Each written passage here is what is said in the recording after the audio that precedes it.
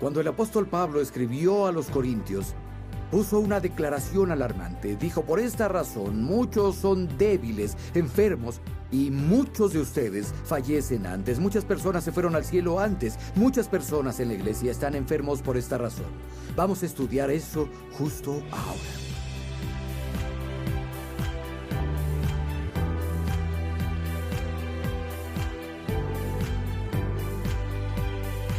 Si tienen una Biblia, vayan conmigo a Primera de Corintios, capítulo 11. Vamos a recibir comunión juntos, pero lo haremos al final de la reunión porque quiero hablarles de esto primero.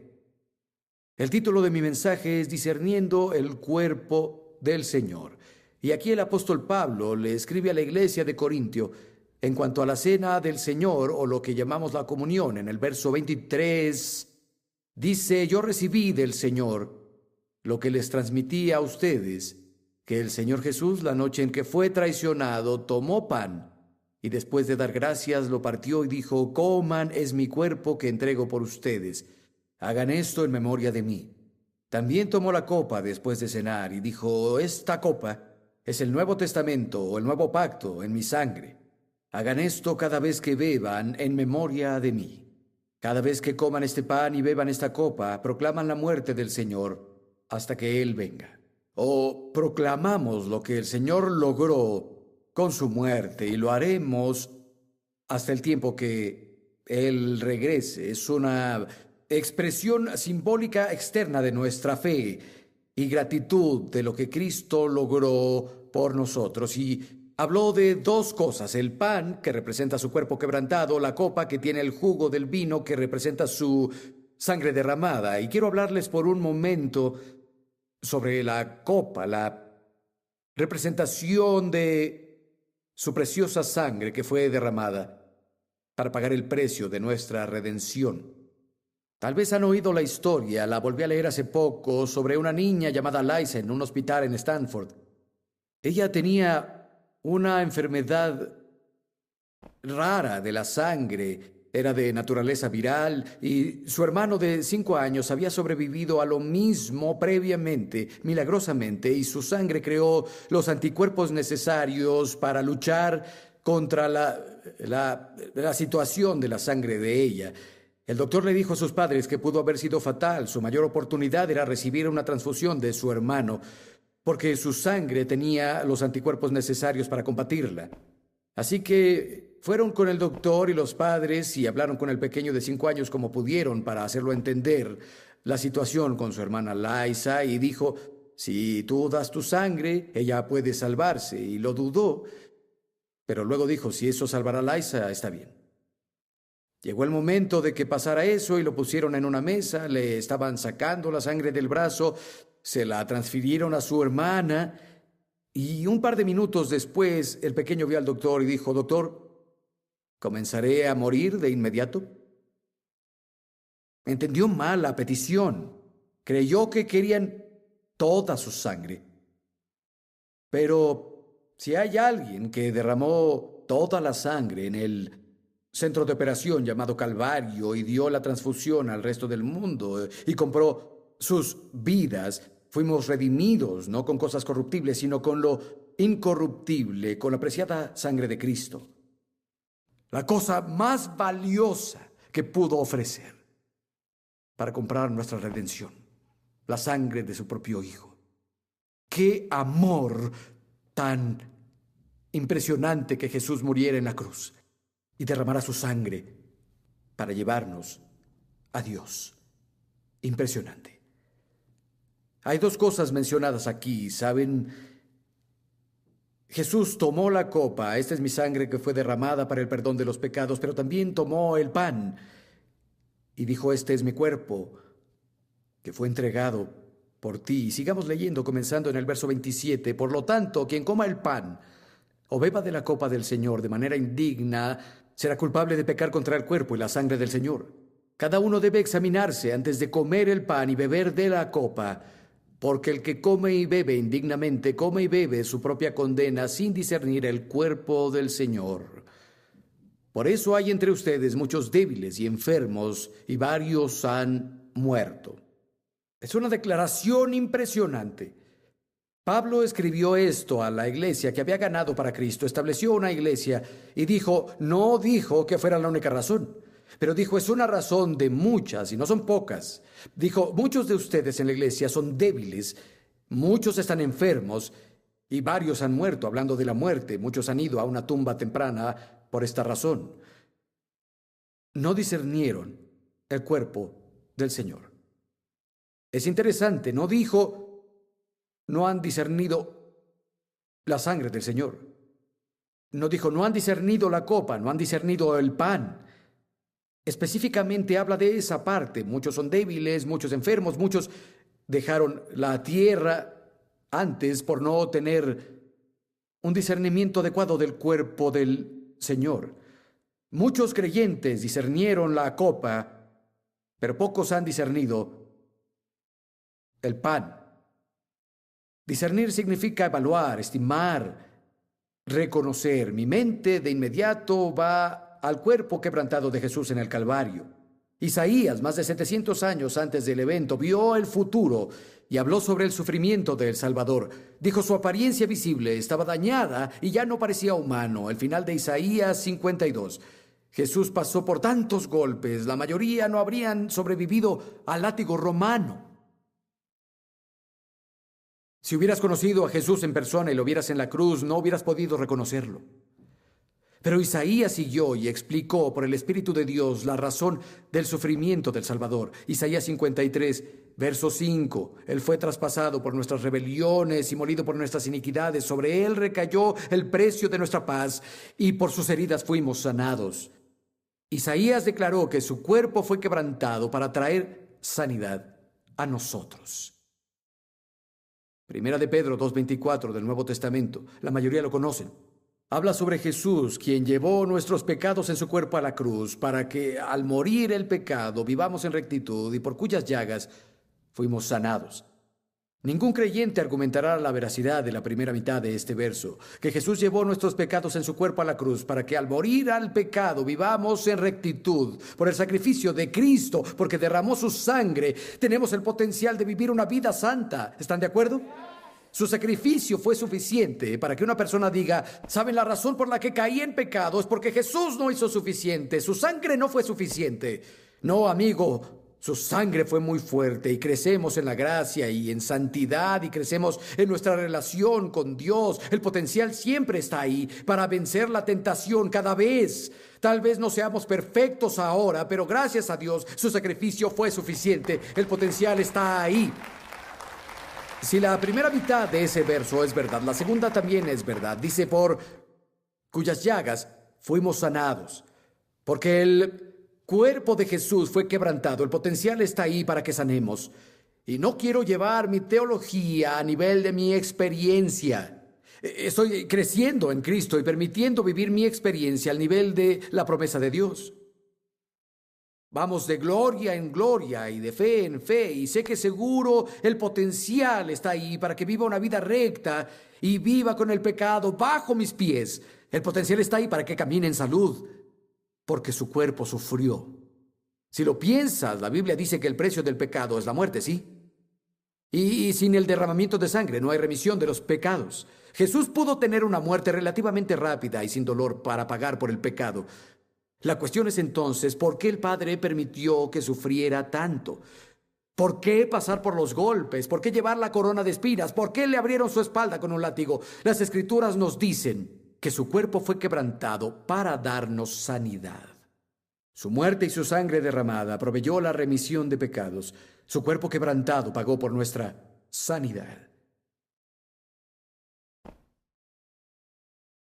Llevó la corona de espinas para que mi mente tuviera paz. El castigo significa que fue necesario para que yo obtuviera la paz y sobre él fue el castigo.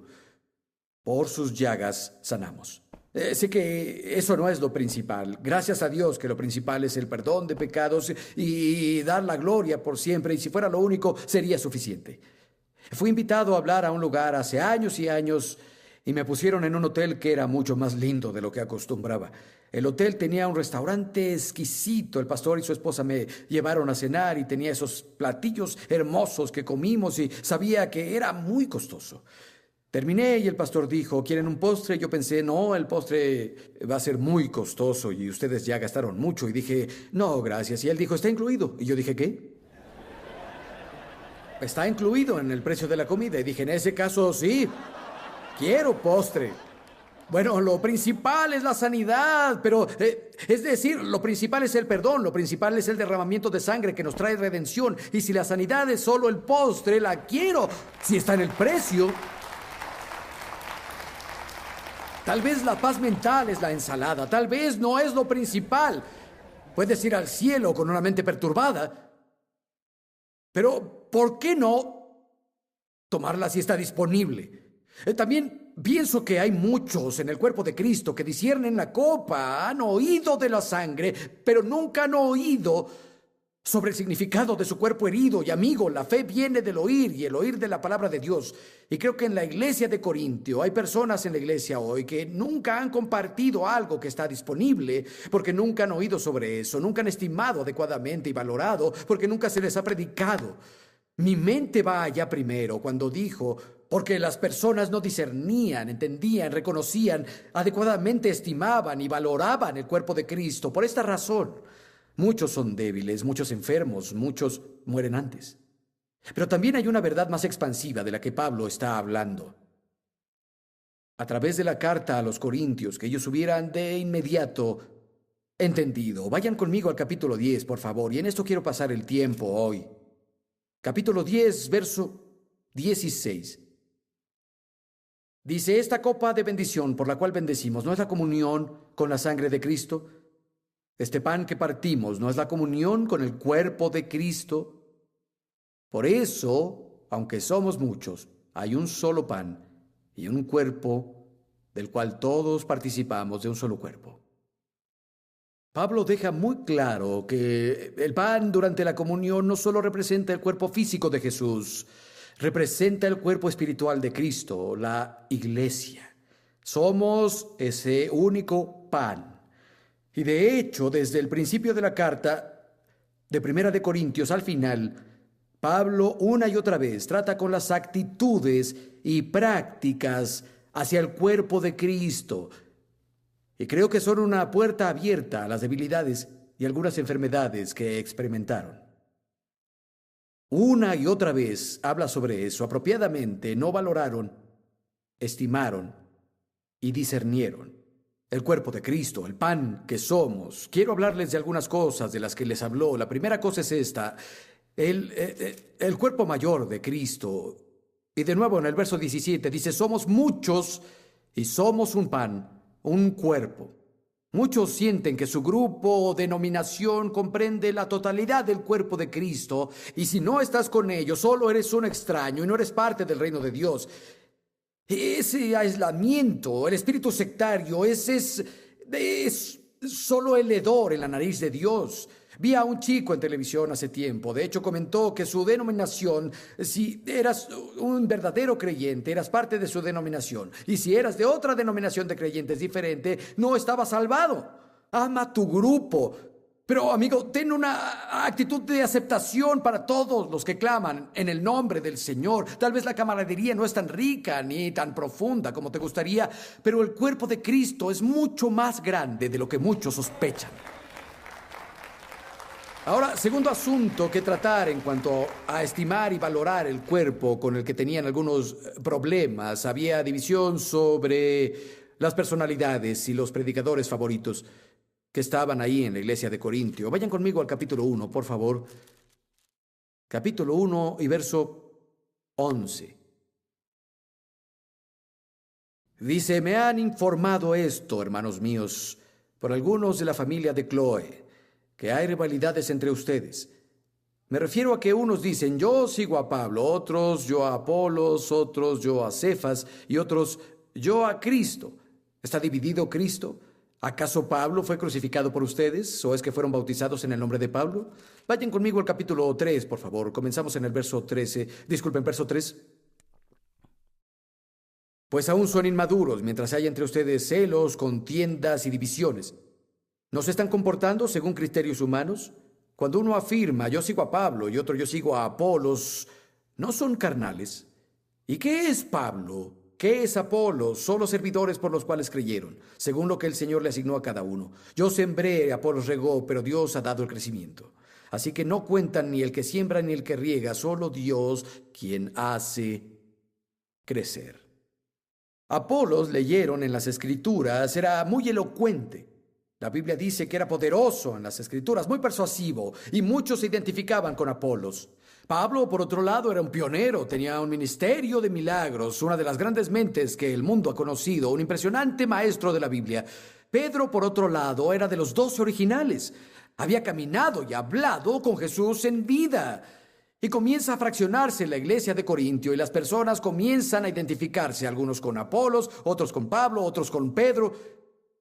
Y con eso tuvieron actitudes elitistas, eran actitudes superiores. Oiga, nadie predica como Apolos y estamos en el grupo IN aquí y en el siguiente capítulo Pablo los abofetea y se burla de ellos por sus actitudes elitistas. Dice, tienen este maestro especial y este maestro especial. No piensen más alto de ellos de lo que deben. Actúan como si estuvieran en pequeños tronos de rey y ojalá estuvieran ahí. Y vemos lo mismo pasando en la iglesia hoy. Y creo que está bien tener un maestro de la Biblia favorito o predicador.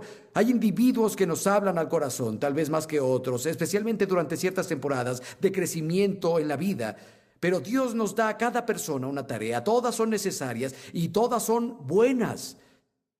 Hay un tercer asunto con el que Pablo trató severamente con ellos y tenía que ver con discernir, estimar y evaluar el cuerpo de Cristo. Había personas en la iglesia de Corintio, como en el cuerpo de Cristo ahora, que valoraban su propia libertad por encima del bienestar de otros en el cuerpo. Le ponían un precio muy alto a su propia libertad. Vayan conmigo, por favor, a capítulo 8. Capítulo 8, verso 9.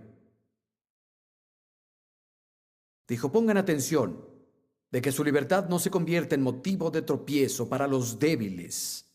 Porque si alguien los ve que conoce comer en el templo de un ídolo, su conciencia que es débil no se animará a comer lo ofrecido a los ídolos. Por su conocimiento, ese hermano débil perecerá si Cristo murió por él. Al pecar así contra los hermanos, hiriendo su débil conciencia, pecarán contra Cristo. Por lo tanto, si mi comida hace caer a mi hermano, no la comeré jamás, para no hacerlo tropezar. No está hablando de convertirse en vegetariano, porque alguien tiene un problema con comer carne. En esta metrópolis floreciente de Corintio había una ciudad entregada al paganismo y a la idolatría. Y había diferentes capillas y templos que poblaban toda la ciudad. Hacían sacrificios animales, los sacrificaban, mataban al animal para Afrodita, hacían sacrificios a Zeus, a Apolo y todos esos dioses diferentes. En las calles había vendedores, ellos podían comprar la carne que había sido sacrificada a un precio bajo y luego la cocinaban para que las personas compraran comida en carretas de comida o puestos. Y Pablo les escribe a las personas que están más adelantadas en la jornada, saben que solo hay un Dios, todos estos dioses son falsos y no afectaba su conciencia al comprar unos tacos de carne asada en frente del templo de Afrodita. Sabían que fue sacrificada a Afrodita, pero Afrodita no era nada. Ella no existía, así que no iba en contra de la conciencia. Decían, es genial que tengan la libertad de hacerlo, pero necesitan saber que hay nuevos creyentes en la iglesia. Estaban hace poco adorando a Afrodita y ahora están fuera y si los ven comiendo de la carreta de comida y saben que esa comida fue sacrificada, harán que vuelvan al pecado. Porque aún creen que esas cosas son reales y van a confundirse con la señal de tal vez podemos servir a Jesús, es solo otro en el panteón de los dioses que tenemos. Dijo, su libertad no es tan importante. No alteren la conciencia débil de su hermano. Pablo escribió esto en Romanos, escúchenlo, Romanos 14:21. Más vale no comer carne, ni beber vino, ni hacer nada que haga caer a tu hermano o se ofenda o se debilite. Creo que es maravilloso tener la libertad de hacer ciertas cosas y tu conciencia no te molesta. Es maravilloso. Pero hay algunas circunstancias y algunos ambientes donde no deberías ejercer tu libertad. porque la conciencia es diferente en diferentes personas. Hay una ley, bajo el nuevo pacto tenemos una ley, es todo. Es la ley del amor, es todo. Cúmplela y no violarás ninguno de los otros mandamientos. Escucha, si te amo, voy a valorarte lo suficiente para hacer a un lado mi libertad y no haré algo que podría tener la libertad y derecho a hacer en mi propia conciencia porque sé que te hará tropezar. Pero los corintios no hacían eso, solo pensaban que tenían la libertad de hacer esto y aquello, y Pablo les escribió al respecto. Hay otra área, hay divisiones entre los ricos y los pobres en la iglesia. De nuevo, mantengan en mente que llevó esto a que Pablo hiciera una gran declaración de no discernir, ni valorar, ni estimar el cuerpo de Cristo. Por esta razón, muchos son débiles, enfermos, y muchos mueren jóvenes. Y esos son los asuntos con los que luchó en cuanto al cuerpo de los corintios. Vayan conmigo al capítulo 11, verso 20. Dice, por eso, cuando se reúnen en un mismo lugar, ya no es para comer la cena del Señor, porque cada uno se adelanta a comer su propia cena. Unos se quedan con hambre, otros se emborrachan. ¿Acaso no tienen casas donde comer y beber? ¿O es que menosprecian a la iglesia de Dios y quieren avergonzar a los que no tienen nada, los pobres? ¿Qué les diré? ¿Voy a elogiarlos por esto? Claro que no.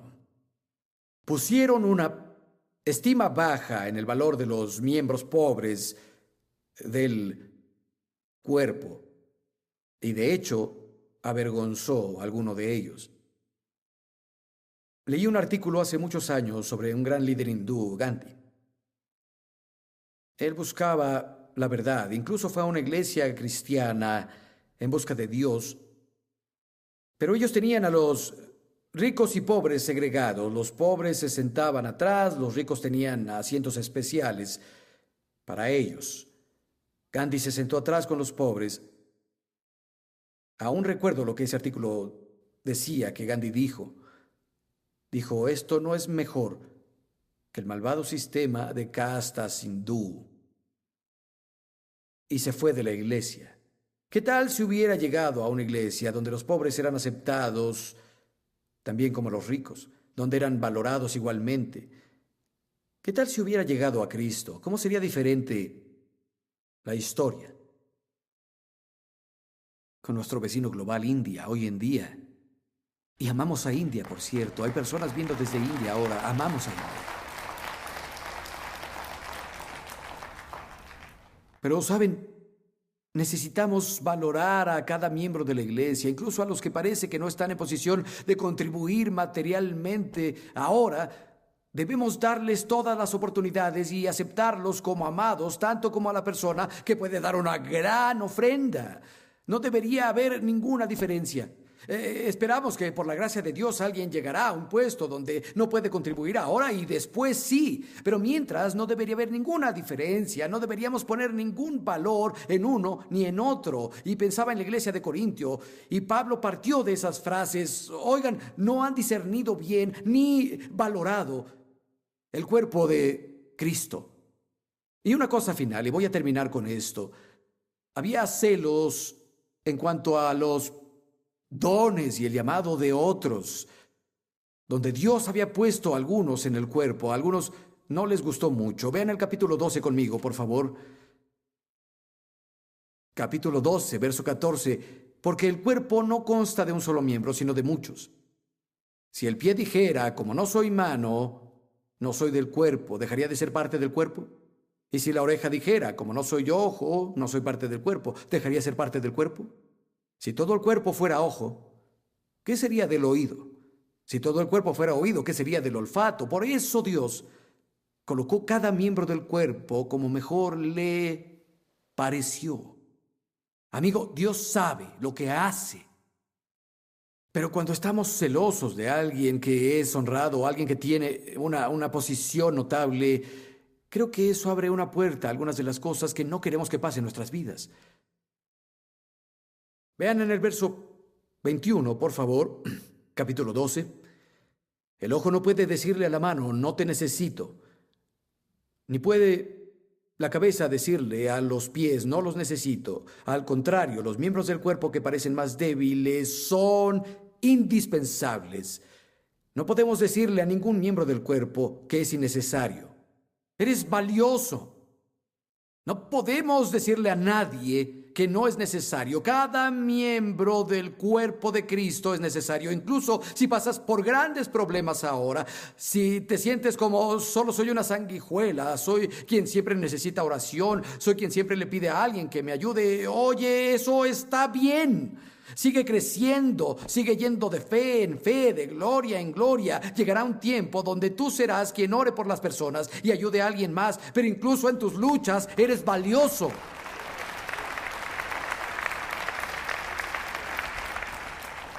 De hecho, verso 25 dice que no debe haber fracciones. Viene de la palabra tijera, la misma raíz, significa cortar. Que no haya cortes en el cuerpo, sino que los miembros se cuiden unos a otros. Y si el miembro sufre, todos los miembros sufren con él. O si un miembro es honrado, todos los miembros se regocijan también.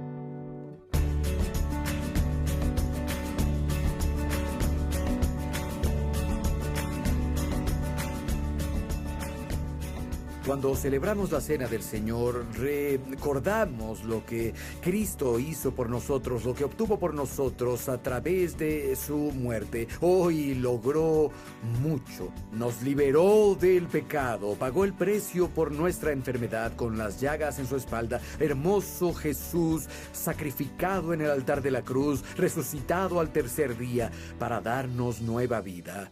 ¿Lo conoces? Él te ama y quiere hacer algo impresionante en tu vida. ¿Por qué no le abres el corazón también hoy?